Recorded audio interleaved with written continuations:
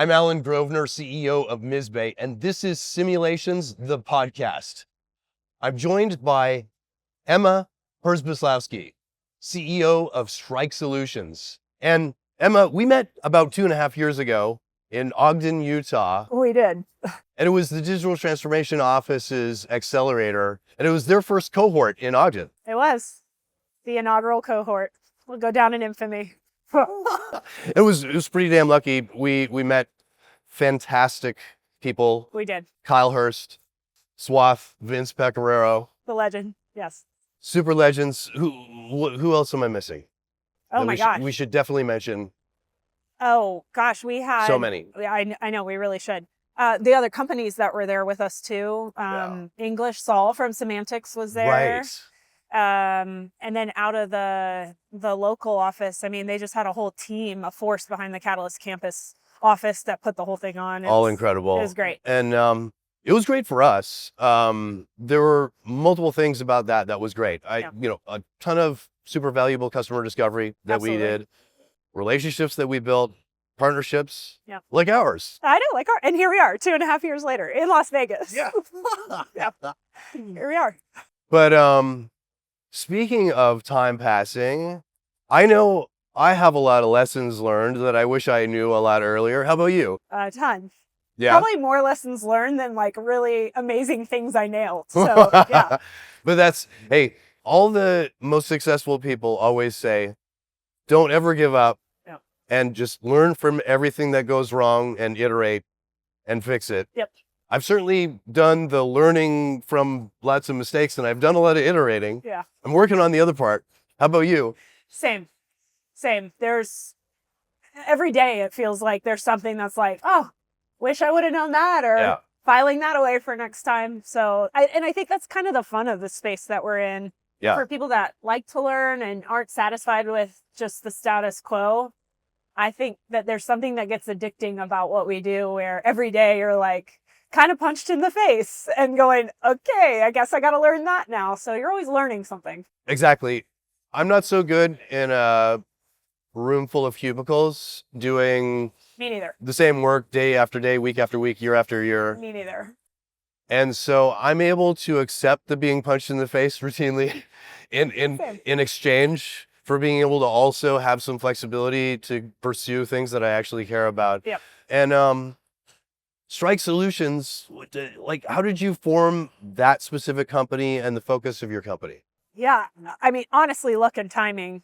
I'm a big believer in the right people coming together to get after certain things. Yeah. And we just had the perfect alignment of stars where the team at Strike, the initial core team that we have, came together at the right time with years of experience in different technologies that we got a crazy idea to bring together and see if we could turn it into something. So that's what we did. That's Strike awesome. Solutions, we build edge solutions. So we're building edge-based technologies that help in operational intelligence, security, and safety use cases. So some commercial, mostly defense and government customers, but we're having a blast doing it. And I would say everybody on our team learns something every day. So we're kind of all getting punched in the face at the same time together, which is comforting. Yeah. In Edge Solutions, one of the fundamental challenges of that is you do not have all the hardware and all the power you could possibly want, right? You have some limitations and transmission stuff. Yep. So how do you get around that? What are some examples? You have to be smart about your software approaches. So your software that you load onto the compute devices have to be incredibly lightweight. Yeah. They have to be very surgical in what they do. You have very little room for collecting fluff, if you will. So I think that's one component of it. Additionally, we're very targeted in what it is we're interested in collecting. So the more you can refine the use case, the better off you are using an edge solution. So our whole thesis is around the IoT market, which, I mean, hello, we're here at CES in Vegas. The IoT market is exploding. Right. And the amount of data that is being generated by that now and into the next 3 years is overwhelming. Yeah. And in order to do anything with that data, which by the way, there's a lot of applications around the data being put out from IoT devices. But in order to do anything with that, you have to address it at the edge because it's so much data that you cannot backhaul it to some massive gonculating cloud or physical data center. So Right. our whole lot in life is figuring out what we can do with the data on an edge device so that it can be consumable and you can do something with it. That's really cool. Yeah. Ultimate edge solution case is the Apollo program, right? Oh gosh. Yeah. Yeah. It's always fun to go back and look at what they accomplished there somehow. Totally. And it always gives you perspective when you're thinking about your challenges. It's like we have, even on the edge, insanely more compute than they could even think about touching then. But we're doing a lot more now. Problems. I mean, you still run into similar issues. Totally. So yeah, yeah, absolutely. That's a really good parallel. I haven't drawn that before. That's a good one, Allan. Redundancy must be pretty critical for you. Yes. Yep. Yeah. So how we tackle that is allowing for our devices to operate as normal, whether they're connected or not. So if you're in a disconnected environment where you can't connect to an IP address or you don't want to connect and show any sort of signal coming out, our box operates the same as if you were plugged into any sort of network. Yeah. So with that, we think we have like pretty localized redundancy built in, and it certainly works for the types of operations that we're a part of now.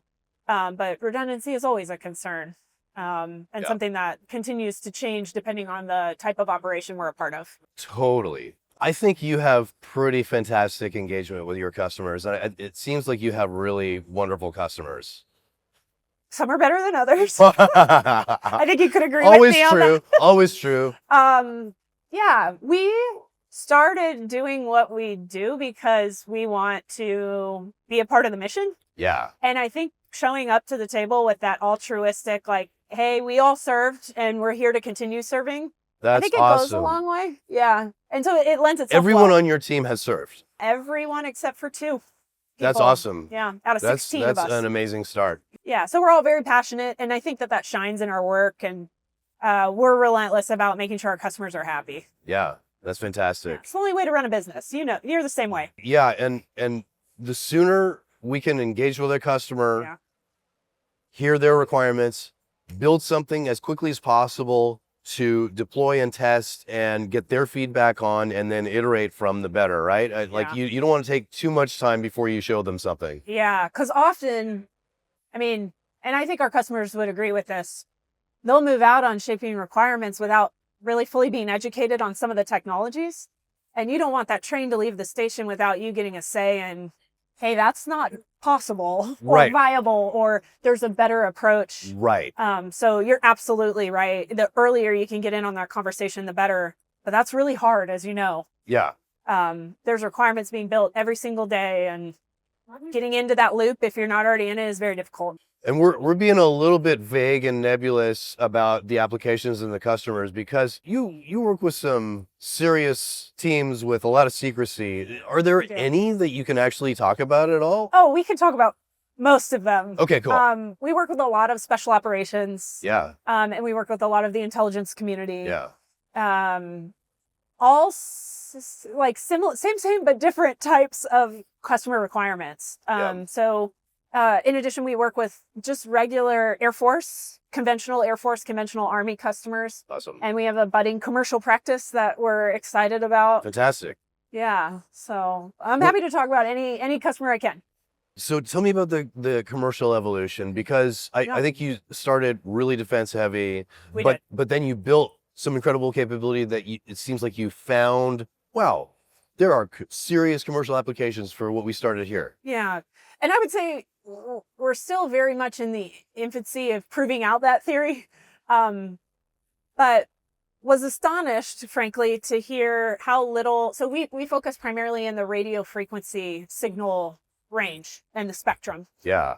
And we were surprised to find out that in certain security and safety use cases out in the commercial industry, they're primarily relying on video. Well, video has a lot of limitations, especially at the edge. It's the most bandwidth intensive. You're restricted to line of sight. You're restricted to someone not trying to spoof your video. There's just a lot. So it's not foolproof. our capability adds another vector to that security or safety footprint that isn't reliant on a lot of the limitations that are present with video. Yeah. So we're starting to learn more and more about the applications and how they can be relevant in primarily security and safety use cases, but I imagine that's going to grow in a couple other areas we're thinking about. That's really cool. And yeah, something it sounds like you have discovered as well deeply is I know that as for our stuff, as we've engaged with more and more like completely different industries and verticals, Yeah. that things people know in one of those, the other ones don't necessarily know. And it's crazy, isn't it? Because you think like, I assume at least, so I won't speak for you, but I assume like, surely if they're doing that over here, they're doing it over here. And that Right. is not, that's actually been rarely the case.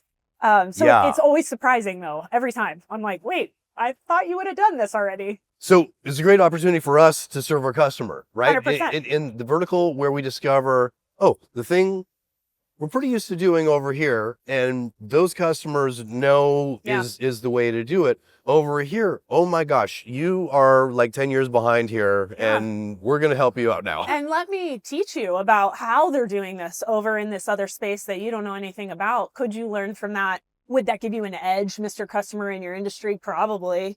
And Yeah. so being able to just like share that education, I think is really cool for people like us. Absolutely. Yeah.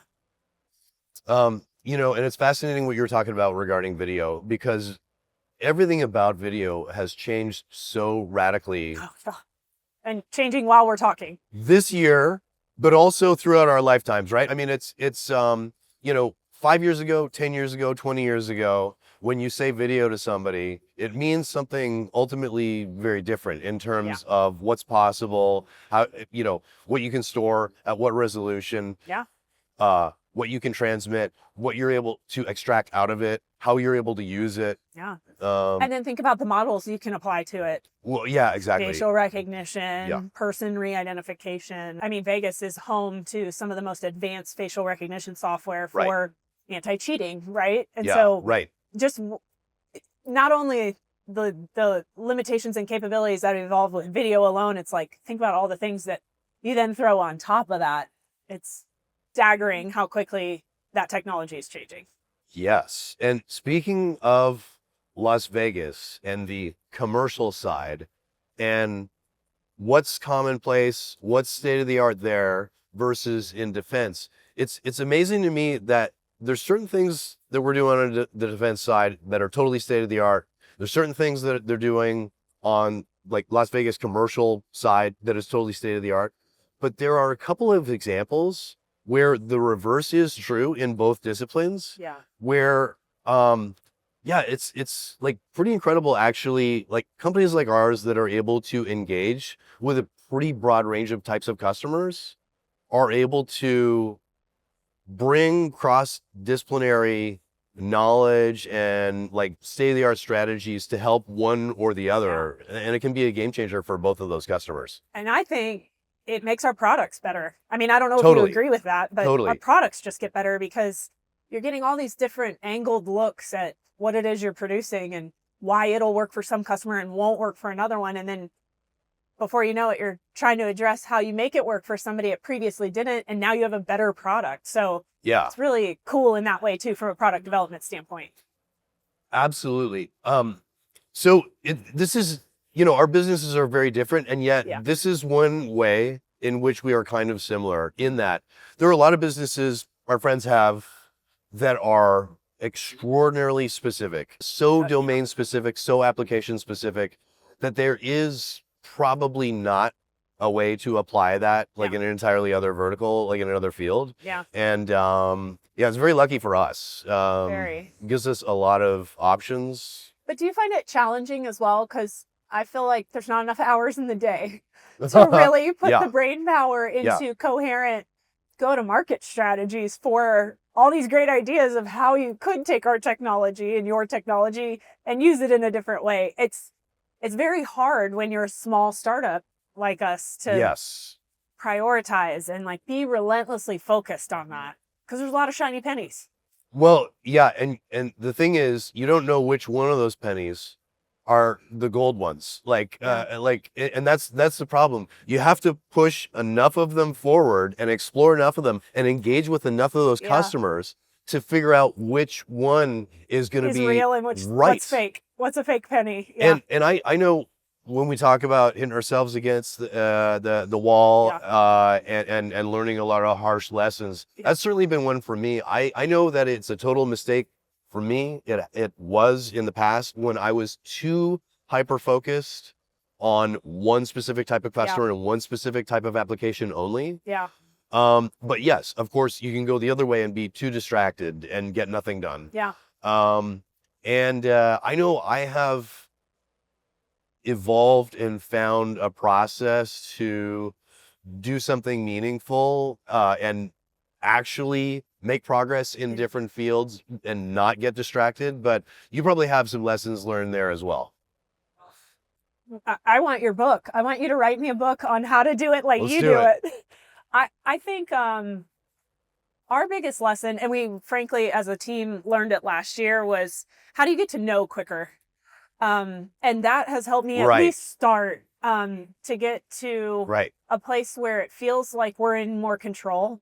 There were a couple of opportunities that emerged last year for us that sounded really great and like, oh my gosh, this could be huge for us.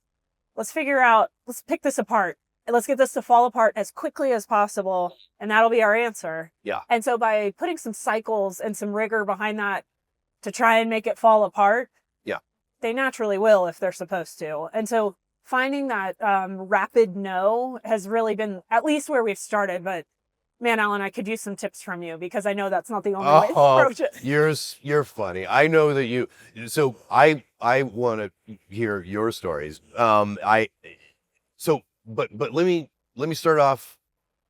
I would love to go a little bit deeper in this branch of this conversation. Yeah, please. This is a fascinating thing to me, and I have some stories about this. I'm sure. And so I know for myself, I discovered the hard way that I should not presuppose what a customer wants, and I should not build a prototype of what I presuppose the customer wants, and then go and try to sell it to them then.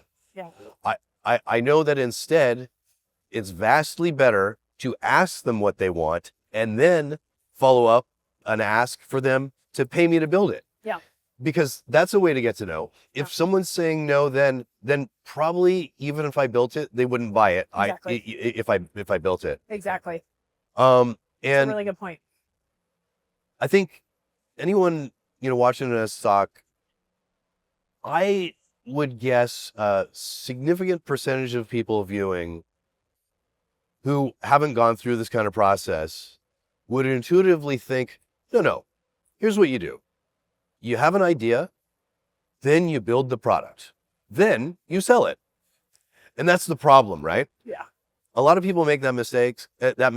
I made that mistake earlier on. And this is why there's this preponderance of literature on the customer discovery process. And going through accelerators like the one that we went through, that's why they hammer it into you, right? Yeah. Because that's the thing. And I think it's a very innocent thing. Someone can think to themselves, well, why are you bothering customers before you have the final thing to sell them? And well, the reason why is because you're for sure bothering them a whole lot when you're trying to sell them something they don't want or understand. Yeah. And so true. Exactly. So the thing is like, in my mind, you're serving the customer most if you deeply listen to them talk about the problems that they have, what they hate doing the most, what's slowing them down, what's like screwing up what they would like to have an advantage in, and then propose something that you can do based on your capability, your expertise, other things that you've already built, that you can apply to solving that problem for them. Yeah. You must have cases like that you've done something of this nature. Oh, absolutely. And frankly, that's how I was trained earlier on when I was in the Air Force, got out and went into the technology industry and went through some pretty extensive training to be in sales in tech. Yeah. And problem-led selling, which is what you just described, was by far the most intensive piece of the training I went through, but it was also the most used tool that I had. It created, and still does, creates credibility with your customer, but on this caveat, only if you're also willing to listen to their problems and go, I can't help you. Well, exactly. I don't have a capability for you. Exactly. Just as eager as you would be to say, oh my gosh, I have so many ideas about how I can make your life better. You better be willing to also be like, you got me. I don't think we can help you, but let me try to think of someone else who can. That goes so far. But you nailed it, Allan. If you can't, there's so many people that talk to customers that don't just shut up and listen to like, what's not working about what you're doing, and then just zip it and listen. If you haven't listened to them, there's no way you have the silver bullet to jam down their 100%. throat, and you're totally disrespecting them. 100%. And what's the point? Like, I don't want to work with a customer that doesn't value my time and want to work with me. And I just think it's table stakes when you're starting a relationship to do exactly what you said. And that is how we lead every engagement we have with customers. So I have many stories about why that's such a good idea. And I've seen it fail when you don't do that. So I've seen it fail that way too. Yeah. So how's it going for 2025? We just started. We're kicking it off. Consumer Electronics Show 2025. Yeah. It's a massive show. Yeah. And we're thrilled to be here, and we're thrilled that you're here with us. Thank you. So what are you excited about for this year? I'm excited to see our commercial strategy come to fruition. This is, I'm like a defense nerd that comes from that space. It's what I know. I know it well. I'm like ready for something I don't know anything about, which is a lot of the commercial stuff that we're putting together. So I'm excited to get to know fast and figure out if there's a there or if there's not, and just getting an answer to that. It's like the anticipated, like, I really want the answer to this question, and working towards getting that is a huge highlight for me. Our team is going to grow this year. Awesome. I'm excited. I'm really intrigued by the thought of, we don't even know who we're going to hire and what kind of new problems we're going to get to attack because of these new people. So there's just a lot of really cool anticipation for 2025 for us. We've been grinding the last 2 years to make sure we have a solid foundation, from our tech stack to our contract vehicles that we have for the government, all the boring stuff that you have to have in place. 2025 is the year that we are really going to seemingly mundane and yet essential and critical. Absolutely critical. Yeah. Things that people need to pay attention to and respect deeply. If you're going to be in this space, Otherwise, you can't play in this space without those things. And we've learned that together, haven't we? So, yeah. Oh, yeah. Yeah. Absolutely. Yeah. And you've been operating in the state of Nevada for a while now. Yep. And that's good, right? It's great. We love this state. There are not a lot of small defense tech startups in the state, and certainly not in Las Vegas. So we're excited to kind of be paving the way in some ways. UNLV, University of Nevada, Las Vegas, has been an incredible initial partner of ours. They're eager to work with us, which is cool. Oh, great. The state delegation's incredible. Senator Rosen's office has been amazing. So we are very fortunate and looking forward to what happens this year. Wonderful. Yeah. Emma, thank you very much for joining us. This was fun, right? It was so fun. Okay. Thank you. Thank you for making me do this. All right. Yeah. Thanks, Emma. Yeah. Thank you.